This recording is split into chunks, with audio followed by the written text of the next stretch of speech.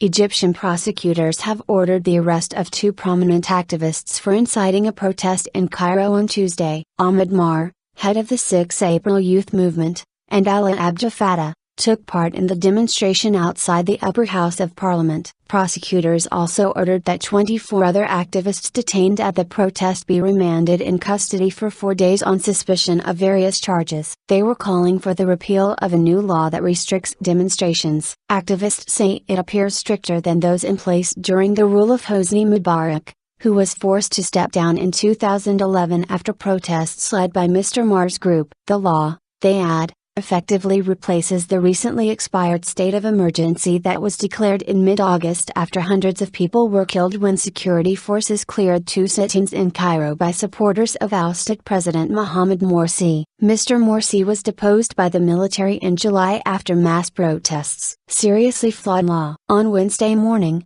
prosecutors announced that arrest warrants had been issued for Mr Maher and Mr Abdul Fattah after investigations shows they had incited people to violate the protest law by demonstrating outside the Shura Council building. Mr Abdul Fattah earlier said that when water cannon failed to disperse the protesters, police officers had started beating and arresting people. The Interior Ministry does not want any protests, Mr Maher told the AFP news agency, adding that even under Mubarak we could hold protests. Another prominent activist, Mona Seif, meanwhile complained that she and a group of 15 women and 12 men arrested at the demonstration had been released in the middle of the night on a desert road about 10 kilometers, 6 miles, south of Cairo. The Interior Ministry said the protest had not been authorized. On Tuesday, UN High Commissioner for Human Rights Navi Pillay urged the authorities to amend or repeal this seriously flawed new law. This is a country whose people have proclaimed loudly,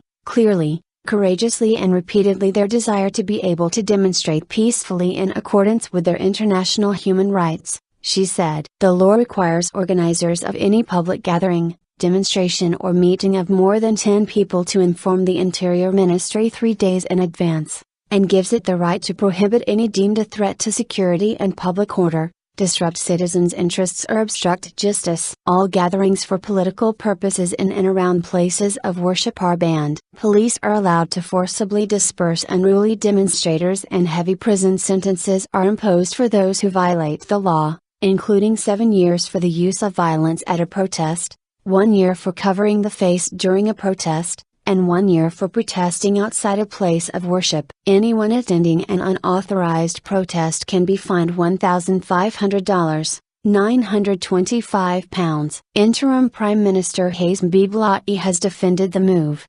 saying, "It is not a law that limits the right to demonstrate, but it aims to protect the right of protesters."